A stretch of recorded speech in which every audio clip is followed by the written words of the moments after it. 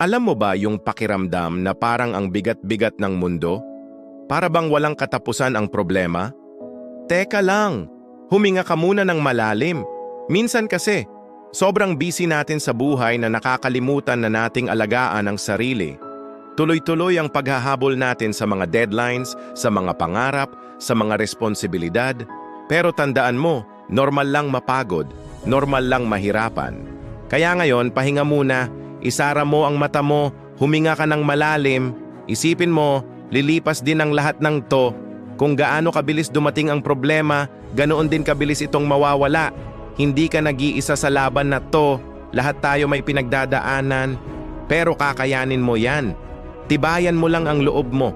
Ipaalala mo sa sarili mo na temporary lang ang mga pagsubok. Salamat sa pakikinig. Kung gusto mo pa ng mga ganitong paalala, i-like at i-subscribe ang Makamema channel. Tandaan, kaya natin yan, laban lang.